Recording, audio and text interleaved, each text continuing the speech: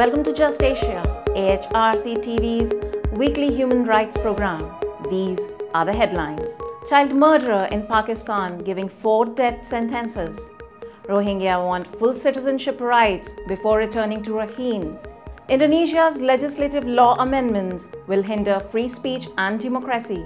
Cambodia's new lèse majesté law, latest tool to restrict rights.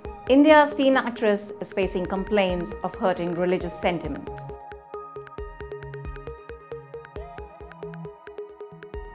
Welcome to AHRC TV's Just Asia. I'm Kavyanjali Shukla. This week's Just Asia begins with Pakistan, where 24-year-old Imran Ali has been given 4 death sentences for raping and murdering a 6-year-old girl last month. As Just Asia reported earlier, Zainab Ansari's body was found in a rubbish dump in the city of Kasur on January 9th, 5 days after she went missing. Her brutal murder triggered outrage across the country, including riots against alleged police incompetence in which 2 protesters died. According to Zainab's family, the police took no action during the 5 days she was reported missing. Relatives recovered CCTV footage of her last movements, which showed a girl being led away by a man. The video was widely circulated on social media. Ali, who lived near Zainab, was arrested by police on January 23rd.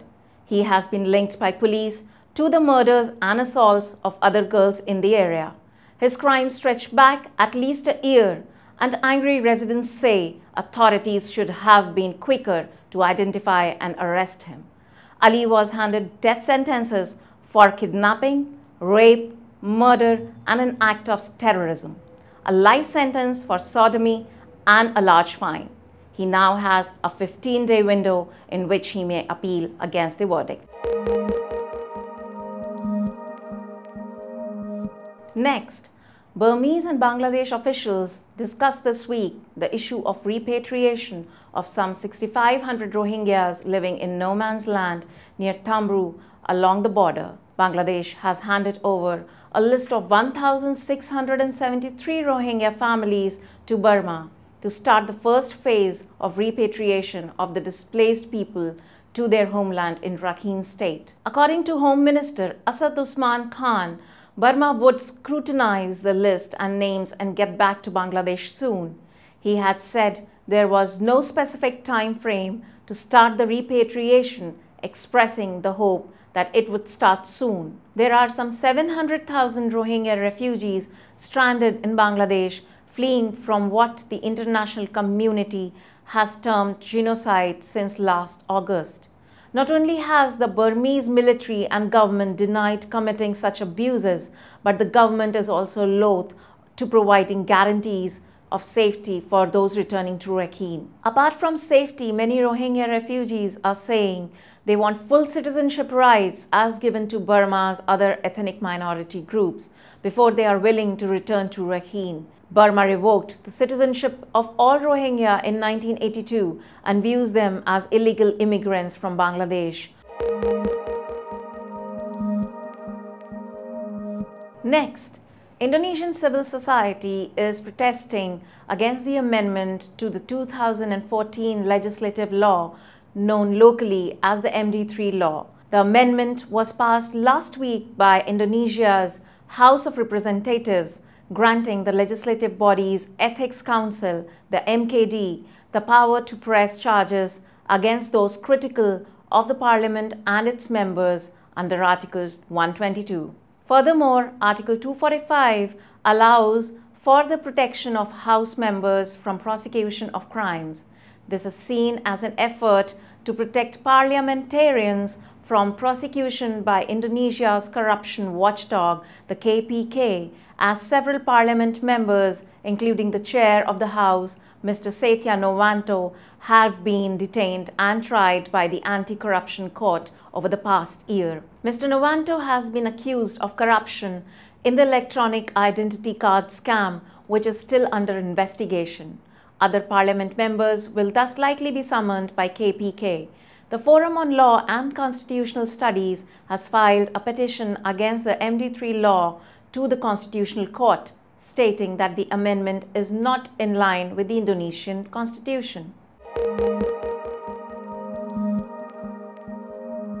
Cambodia has recently passed a lèse majesté law carrying a 1 to 5 year jail term obligating Cambodians to defend the motherland and forbidding them from insulting the king.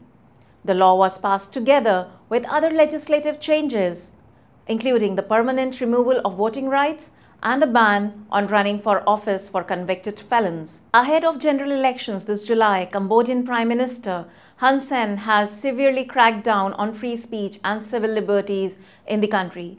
Opposition politicians and human rights activists have been jailed, and the country's nominal free press has been disabled. Opposition leader Kem Sokha, whose party was dissolved by the courts, remain in jail awaiting trial on a widely derided espionage charge, as do 2 former Radio Free Asia reporters and an Australian filmmaker.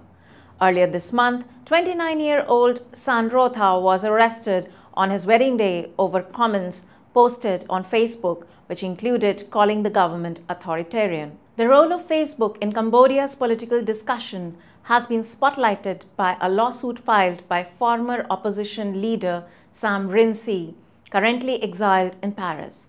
According to the lawsuit filed in California last week, Hun Sen is using the platform to commit human rights abuses and deceive the electorate. Among other allegations was that Hun Sen was paying for false Facebook likes to mislead voters about his support. The petition alleged that state money had been spent in advertising on Facebook, where Hun Sen's backers have built a strong presence.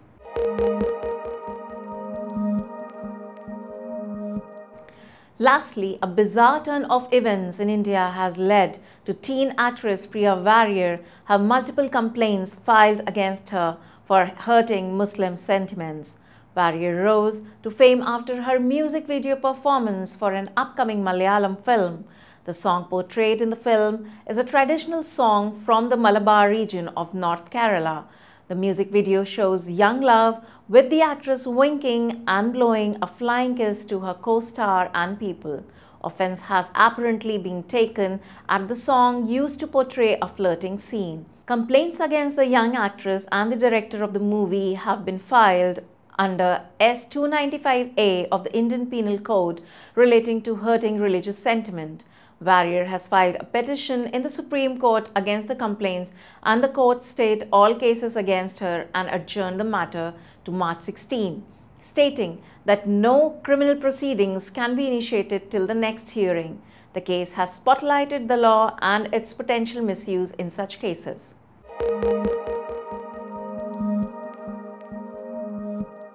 That is all for this episode of Just Asia. For more on these and other issues, please visit www.humanrights.asia or www.alrc.asia/justasia.